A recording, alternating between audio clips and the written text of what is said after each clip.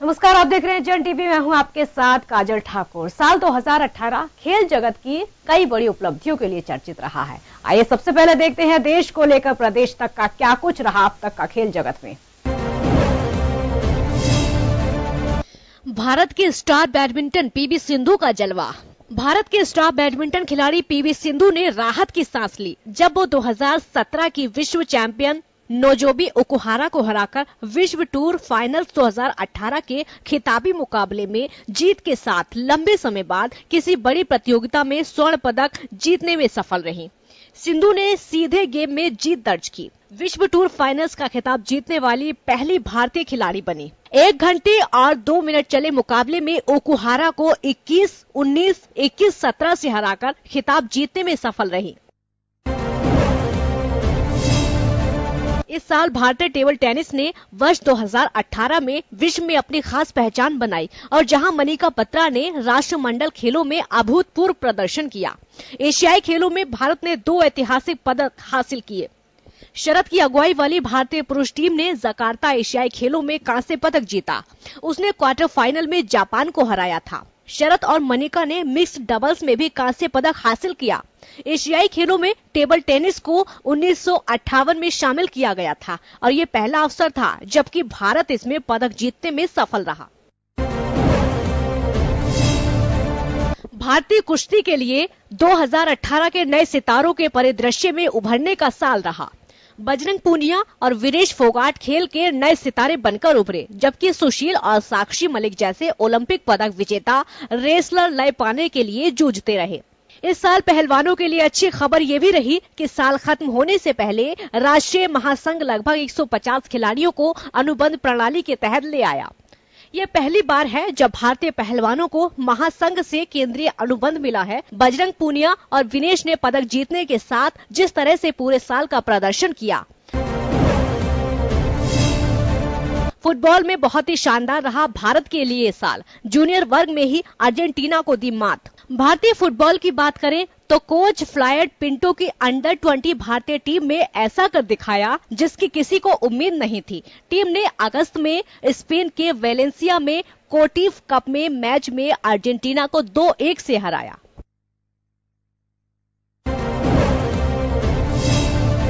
बांग्लादेश के बल्लेबाज शब्बीर रहमान पर गलत व्यवहार और भाषा का उपयोग करने के चलते बांग्लादेश क्रिकेट बोर्ड ने 6 महीने का प्रतिबंध लगा दिया है। ये बैन सितंबर 2018 से शुरू हुआ और मार्च 2019 में खत्म होगा। इससे पहले शब्बीर रहमान के घरेलू क्रिकेट खेलने पर बोर्ड ने 6 महीने का बैन लगाया था। दक्षिण अफ्रीका में 1-2 और फिर इंग्लैंड में 1-4 से सीरीज हारने के बाद टीम इंडिया के मुख्य कोच ने बयान दिया कि ये टीम पिछले 20 सालों में देश से बाहर जाने वाली सर्वश्रेष्ठ टीम है। बवाल हुआ कि कोच साहब को बीसीसीआई के COA के सामने सफाई तक देनी पड़ी। लेकिन शास्त्री ने साल खत्म होते होते एडिलेड टेस्ट में जीत के बाद लाइव ब्रॉडकास्ट में एक ऐसी अभद्र टिप्पणी की जिसने उनसे सवाल पूछ रहे सुनील गावस्कर को भी चुप रहने पर मजबूर कर दिया। फैंस के साथ वीडियो चैट में क्रिकेट टीम के कप्तान विराट ने कुछ ऐसा कह दिया जिसके बाद हर तरफ से उनकी आलोचना होने लगी। फैंस ने विराट को एक ओवररेटेड बल्लेबाज बताते हुए इंग्लैंड और ऑस्ट्रेलिया बल्लेबाजों को देखना पसंद होने की बात कही तो विराट ने जवाब में कहा कि तुम्हारी प्राथमिकताएं सही नहीं हैं और तुम्हें देश छोड़ देना चाहिए। अगर तुम्हें विदेशी पसंद है। फिर जब सोशल मीडिया पर विराट ट्रोल होने लगे तो उन्होंने कहा कि मेरे इस बयान को गंभीरता से ना लें, मैं आगे से जवाब देने से बचूंगा। नेहा दास ट्रॉफी में एक वर्चुअल सेमीफाइनल मैच में बांग्लादेश ने श्रीलंका को अंतिम ओवर में हराकर फाइनल में जगह बनाई, लेकिन मैच विवादों से भरा रहा। सब्स्टिट्यूट खिलाड़ी नूरुल हसन मैदान पर बल्लेबाजों को संदेश देने गए तो विपक्षी कप्तान तिसारा परेरा से भिड़ गए।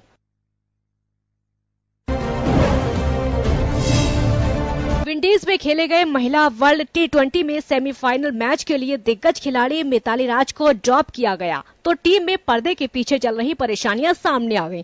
मिताली ने कोच रमेश पोवार पर उन्हें जानबूझकर ड्रॉप किए जाने का आरोप लगाया। वहीं रमेश पोवार ने जवाब देते हुए मिताली पर उन्हें धमकी देने का आरोप लगाया। नतीजा, पोवार के कॉन्ट्रैक्ट को रिन्यू नहीं किया गया और अब WV रामन महिला टीम के कोच नियुक्त हुए हैं। बॉल टेम्परिंग विवाद ये साल का सबसे बड़ा विवाद साबित हुआ, जिसका ऑस्ट्रेलिया की टीम के साथ विश्व क्रिकेट पर खासा असर पड़ा। टीवी कैमरा ने ऑस्ट्रेलिया के सलामी बल्लेबाज कैमरन बैक्रोफ्ट को गेंद पर सैंड पेपर रगड़ते हुए रिकॉर्ड किया। बाद में पता चला कि कप्तान स्टीव स्मिथ और उप कप्तान डेविड वार्नर को इसके बारे में पता था और उन्होंने ही इसका प्लान बनाया था। स्मिथ और वार्नर पर क्रिकेट ऑस्ट्रेलिया ने 1 साल का बैन लगाया और कैमरन पर 9 महीने का बैन लगाया। डैरेन लेहमैन ने कोच पद से इस्तीफा दे दिया। आईसीसी ने बैक्रॉफ्ट पर 75% मैच का जुर्माना और 3 डीमेरिट अंक दिए। साथ ही स्मिथ की पूरी फीस के साथ 1 मैच का बैन लगाया। ये मैच ऑस्ट्रेलिया 322 रनों से हारा। IPL 12 के लिए जयपुर में खिलाड़ियों की नीलामी। 20 विदेशी क्रिकेटर्स पर खर्च किए गए 42.60 करोड़ रुपए। विदेशी खिलाड़ियों में इंग्लैंड के सैम करेपन सबसे महंगे बिके, बोली लगी 7.2 करोड़ रुपए। भारतीय खिलाड़ियों में टॉप स्कोर रहे वरुण चक्रवर्ती और जयदेव अनादकट। वरुण चक्रवर्ती को पंजाब ने खरीदा 8.4 करोड़ रुपए में। जयदेव उनादकट को राजस्थान रॉयल्स ने खरीदा 8.4 करोड़ रुपए में। भारतीय बैडमिंटन खिलाड़ी साइना नेहवाल और बैडमिंटन खिलाड़ी परुपल्ली कश्यप से शादी ने सुर्खियां बटोरी। पूर्व वर्ल्ड नंबर 1 खिलाड़ी साइना और कश्यप ने कोर्ट में घरवालों की मौजूदगी में शादी की। साइना की शादी के रिसेप्शन में देश की मशहूर हस्तियां शामिल हुईं। भारत ने घरेलू और विदेशी जमीन पर कुल 13 टेस्ट खेले। 6 में जीत मिली, जबकि 7 मैचों में हार का सामना करना पड़ा। वनडे में टीम का रिकॉर्ड अच्छा रहा। कुल 20 मैच खेले, 14 में जीत, 4 में मिली हार, 2 हुए टाई। T20 फॉर्मेट में कुल मैच खेले 19, 14 मैच जीते, हारे 4, जबकि 1 मैच बेनतीजा रहा। कई बड़े खिलाड़ियों ने लिया संन्यास। गौतम गंभीर, Mohammad Kaif, Praveen Kumar, RP Singh, Munaf Patel, Rangana Herath, Alastair Cook, Kevin Pietersen, AB de Villiers जैसे बड़े क्रिकेटर्स ने क्रिकेट से संन्यास लिया। और स्पोर्ट्स राउंड अप 2018 में फिलहाल यह वक्त एक ब्रेक का, जल्द हाजिर होंगे।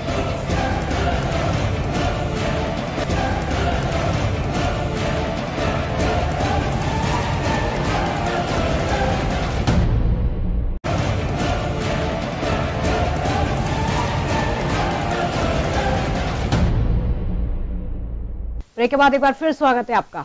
आइए सबसे पहले देखते हैं क्या कुछ रहा अब तक का खेल जगत में। यह साल रहा खेलों के नाम। राष्ट्रमंडल और एशियाई खेलों में खिलाड़ियों ने लहराया परचम।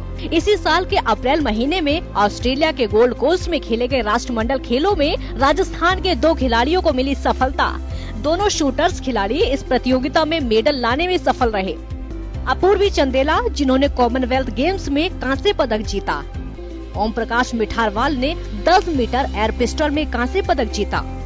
इस साल खेलों और खिलाड़ियों के नाम रहा। इसी साल में राष्ट्रमंडल और एशियाई खेलों की बड़ी प्रतियोगिता में प्रदेश के खिलाड़ियों ने अपना दमखम साबित किया। इसी साल के अप्रैल महीने में ऑस्ट्रेलिया के गोल्ड कोस्ट में खेले गए राष्ट्रमंडल खेलों में राजस्थान के 2 खिलाड़ियों को सफलता मिली। दोनों शूटर्स खिलाड़ी इस प्रतियोगिता में मेडल लाने में सफल रहे। पहली निशानेबाज है अपूर्वी चंदेला, जिन्होंने कॉमनवेल्थ गेम्स में कांस्य पदक जीता।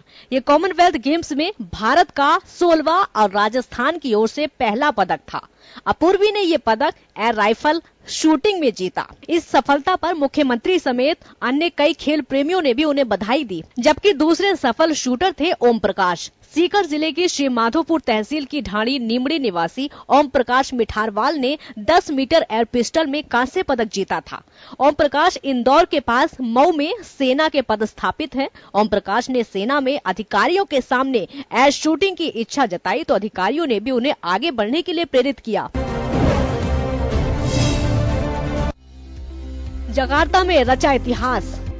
नौकायान खिलाड़ी ओम प्रकाश ने स्वर्ण पदक जीतकर एशियन गेम्स में प्रदेश का नाम रोशन किया। रजत चौहान ने तीरंदाजी में सिल्वर मेडल हासिल किया। जितेंद्र सिंह ने घुड़सवारी में सिल्वर मेडल अपने नाम किया था। अपूर्वी चंदेला ने निशानेबाजी में ब्रॉन्ज, शालिनी पाठक ने और मनप्रीत कौर ने कबड्डी में टीम मुकाबले में सिल्वर मेडल जीता। अब बात करते हैं अगस्त महीने में जकार्ता में आयोजित हुए एशियन गेम्स की, जिसमें प्रदेश के 14 खिलाड़ियों ने अपना भाग्य आजमाया था, जिसमें से 8 खिलाड़ी इन खेलों में सफल रहे थे, विजयी रहे। पदक विजेता खिलाड़ियों में नौकायान खिलाड़ी ओम प्रकाश ने स्वर्ण पदक जीतकर एशियन गेम्स में प्रदेश का नाम रोशन किया। उन्होंने रोइंग के टीम इवेंट में स्वर्ण पदक हासिल किया था, जबकि रजत चौहान ने तीरंदाजी में सिल्वर मेडल हासिल किया था। हालांकि उनके मुकाबले में आखिरी समय तक स्वर्ण पदक की उम्मीदें थी, लेकिन मुकाबला टाई रहने पर शूट ऑफ में कोरियाई खिलाड़ियों ने बाजी मारी थी। वहीं प्रदेश में एक अरसे बाद किसी खिलाड़ी ने घुड़सवारी में मेडल जीता था। जितेंद्र सिंह ने घुड़सवारी में सिल्वर मेडल अपने नाम किया था, जबकि अपूर्वी चंदेला ने निशानेबाजी में ब्रॉन्ज, शालिनी पाठक ने और मनप्रीत कौर ने कबड्डी की टीम मुकाबले में सिल्वर मेडल हासिल किया। एशियन गेम्स के पैरा गेम्स में दिखा राजस्थान। पैरा गेम्स में कुल 9 खिलाड़ियों ने भाग्य आजमाया। 2 मेडल सुंदर गुर्जर ने अपने नाम किए। पैरा एशियाई खेलों में बैडमिंटन प्रतियोगिता में जयपुर के कृष्णा नागर ने ब्रॉन्ज मेडल अपने नाम किया। भारतीय पुरुष कबड्डी टीम के सदस्य रहे राजू लाल चौधरी और दीपक हुड्डा ने भी टीम के साथ ब्रॉन्ज मेडल हासिल किया। हालांकि दोनों कबड्डी टीमों से स्वर्ण पदक की उम्मीद की जा रही थी, लेकिन इस बार के एशियन गेम्स में देश के पारंपरिक खेल कबड्डी के खिलाड़ियों पर विदेशी खिलाड़ी हावी नजर आए। एशियन गेम्स के ठीक बाद अक्टूबर महीने में पैरा एशियन गेम्स की प्रतियोगिताएं आयोजित की गई, जिसमें भी प्रदेश के खिलाड़ियों ने बाजी मारी। जकार्ता में खेले गए पैरा गेम्स में कुल 9 खिलाड़ियों ने भाग्य आजमाया, जिसमें 2 मेडल सुंदर गुर्जर ने अपने नाम किए, जिन्होंने डिस्कस थ्रो में ब्रॉन्ज और जेवेलियन थ्रो में सिल्वर मेडल हासिल किया था। सुंदर इस प्रतियोगिता से पूर्व अपना विश्व रिकॉर्ड भी कायम कर चुके थे। जेवेलियन थ्रो में उन्होंने देवेंद्र झाझड़िया का रिकॉर्ड तोड़ते हुए पैरा एथलेटिक्स चैंपियनशिप में 64.11 का नया रिकॉर्ड बनाया था। पैरा एशियाई खेलों में बैडमिंटन प्रतियोगिता में जयपुर के कृष्णा नागर ने ब्रॉन्ज मेडल हासिल किया और वहीं हनुमानगढ़ के संदीप सिंह मान ने पुरुषों की 400 मीटर दौड़ में ब्रॉन्ज मेडल जीतकर प्रदेश का नाम रोशन किया था। जब ये खिलाड़ी अपने प्रदेश लौटे तो खेल प्रेमियों ने भी इन्हें पलकों पर बैठाकर खूब जोरदार स्वागत किया। प्रदेश के खिलाड़ियों की सफलता का साल। इस साल में सोने, चांदी और कांस्य तमगे जीते। देश और प्रदेश का नाम रोशन किया राजस्थानी खिलाड़ियों ने। एशियाई खेलों में 8 खिलाड़ियों की सफलता। पैरा एशियाई खेलों में भी दिखाया जलवा। खेलों पर भले ही राजनीति हावी रही, लेकिन खिलाड़ियों ने अपनी मेहनत से जीते मेडल। हमेशा विवादों में रहने वाले राजस्थान क्रिकेट एसोसिएशन के लिए ये साल भी काफी उठापटक का रहा। चुनाव के बाद से चल रहे आपसी विवाद कायम रहे, जबकि सितंबर महीने में राजस्थान क्रिकेट एसोसिएशन की पूरी कार्यकारिणी को खासा झटका लगा। एडॉक कमेटी बनी तो दिसंबर में सरकार बदली तो कार्यकारिणी फिर अस्तित्व में लौट आई। आरसीए का क्रिकेट में कम आपसी खींचतान में साल भर पूरा कैसे निकला, इस पर रिपोर्ट को देखिए। राजस्थान क्रिकेट एसोसिएशन ने 2 जून 2017 को नई कार्यकारिणी अस्तित्व में आई। राजस्थान के क्रिकेट प्रशासकों के बीच आपसी घमासान जारी रहा। दोनों गुटों ने अपनी अपनी घरेलू क्रिकेट प्रतियोगिताएं कराई, लेकिन बीसीसीआई ने किसी को भी मान्यता नहीं दी। अप्रैल महीने में आईपीएल के दौरान टेंडर मामले में उपजे विवाद और कोषाध्यक्ष के हटाने के मामले में अध्यक्ष और सचिव गुटों के बीच कड़वाहट पैदा की। राजस्थान क्रिकेट एसोसिएशन में 2 जून 2017 को नई कार्यकारिणी अस्तित्व में आई थी। तब से लेकर अब तक भी आरसीए के पदाधिकारियों में आपसी तालमेल नहीं बैठ पाया। लिहाजा राजस्थान के क्रिकेट प्रशासकों के बीच आपसी घमासान काफी जारी रहा। दोनों गुटों ने अपने अपने घरेलू क्रिकेट प्रतियोगिताएं कराई, लेकिन बीसीसीआई ने किसी को भी मान्यता नहीं दी। वहीं ललित मोदी के इस्तीफे के बाद भी बीसीसीआई से आरसीए की बहाली का मसला हल नहीं हो सका, जबकि अप्रैल महीने में आईपीएल के दौरान टेंडर मामले में उपजे विवाद और कोषाध्यक्ष के हटाने के मामले ने अध्यक्ष और सचिव के गुटों में और कड़वाहट पैदा कर दी। आईपीएल टेंडर में करीब 4 करोड़ रुपए की अनियमितताओं के आरोप लगाए गए थे, जिसकी शिकायत कोर्ट और सहकारिता रजिस्ट्रार से की गई। इस दौरान आरसीए का एमओयू खेल परिषद के साथ समाप्त हो गया। परिषद ने आरसीए की नॉर्थ बिल्डिंग और साउथ पवेलियन के ताले लगाकर 14 जून को अपने कब्जे में ले लिया। 19 सितंबर को रजिस्ट्रार सहकारिता ने अहम फैसला देते हुए आरसीए कार्यकारिणी को भंग कर दिया। दरअसल सचिव आरएस नांदू ने अध्यक्ष सीपी जोशी पर आईपीएल टेंडर में करीब 4 करोड़ रुपए की अनियमितताओं के आरोप लगाए थे, जिसकी शिकायत कोर्ट और सहकारिता रजिस्ट्रार को भी दी गई।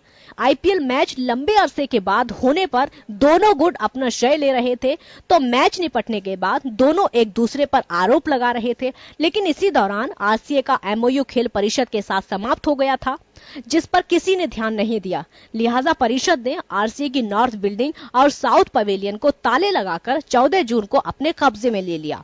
इधर 16 जिला संघों की शिकायत पर मामले में सहकारिता रजिस्ट्रार ने जांच शुरू कर दी थी। 19 सितंबर को रजिस्ट्रार सहकारिता ने अहम फैसला देते हुए आरसीए कार्यकारिणी को भंग कर दिया।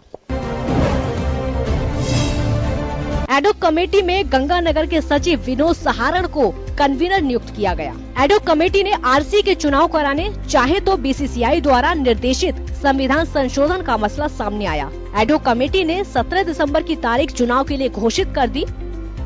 14 दिसंबर को कोर्ट ने आरसीए की कार्यकारिणी को फिर बहाल करते हुए सहकारिता रजिस्ट्रार का फैसला पलट दिया। सहकारिता रजिस्ट्रार नीरज के पवन ने कार्यकारिणी को भंग कर एडॉक कमेटी में गंगानगर के सचिव विनोद सहारण को कन्वीनर नियुक्त किया था। इनके पीछे उन्होंने आरसीए के खातों की ऑडिट नहीं बचाए जाने, क्रिकेट कैलेंडर जारी नहीं करने, खेल गतिविधियां आयोजित नहीं करने और आईपीएल टेंडर्स में गड़बड़ी करने की शिकायत को आधार बनाया था। दिसंबर में जब विधानसभा चुनाव निकट आ गए, तब सीपी जोशी और उनके समर्थक विधानसभा के चुनाव में व्यस्त थे। दूसरी तरफ एडॉक कमेटी ने आरसीए के चुनाव कराने चाहे तो बीसीसीआई द्वारा निर्देशित संविधान संशोधन का मसला सामने आ गया, जिसमें समय लग गया। तो एडॉक कमेटी ने 17 दिसंबर की तारीख चुनाव के लिए घोषित कर दी। चुनाव अधिकारी ए.के. पांडे ने अपने कामकाज की शुरुआत कर दी। मतदाता सूचियां तैयार कर ली गई और 12 दिसंबर से नामांकन पत्र दाखिल किए जाने थे। लेकिन इसी बीच हाईकोर्ट ने इस मामले में अपीलीय अधिकारी की सुनवाई जरूर बताई, जिस पर अपीलीय अधिकारी भास्कर ए सावंत ने दोनों पक्षों को सुनने के बाद 14 दिसंबर को आरसीए की कार्यकारिणी को फिर बहाल करते हुए सहकारिता रजिस्ट्रार का फैसला पलट दिया। प्रदेश में कांग्रेस की सरकार बनने के बाद सीपी जोशी के नेतृत्व वाली कार्यकारिणी फिर क्रिकेट की सत्ता में लौट आई। हालांकि कार्यकारिणी की बहाली होने के बाद बुलाई गई पहली बैठक में आरसीए के कोषाध्यक्ष पिंकेश जैन को नहीं बुलाकर आजाद सिंह को बुलाया गया। साथ ही सचिव आरएस नांदू को भी समय पर जानकारी नहीं दी गई। लिहाजा अब दोनों ही गुटों में आपसी टकराव जारी है। भले ही एकजुट होकर क्रिकेट के विकास के दावे किए जाते रहे हों, लेकिन अब दोनों गुटों के मनमुटाव बने हुए हैं। उम्मीद है कि नए साल में इन विवादों का कोई हल निकल सके। आरसीए में उठापटक का साल, प्रदेश में क्रिकेट प्रशासकों के विवाद का साल। इस साल भी विवाद रहे बरकरार। आईपीएल हुआ तो मची श्रेय लेने की होड़, लेकिन आईपीएल होते ही अध्यक्ष और सचिव गुट में हुई खींचतान। कोषाध्यक्ष को हटाया गया ही। आईपीएल टेंडर्स के मामले में सहकारिता रजिस्ट्रार ने की जांच। कार्यकारिणी को भंग कर बनाई एडॉक कमेटी। कमेटी ने नए चुनाव किए घोषित, लेकिन चुनाव से पहले कार्यकारिणी हुई बहाल। लेकिन विवाद अब भी लगातार बरकरार।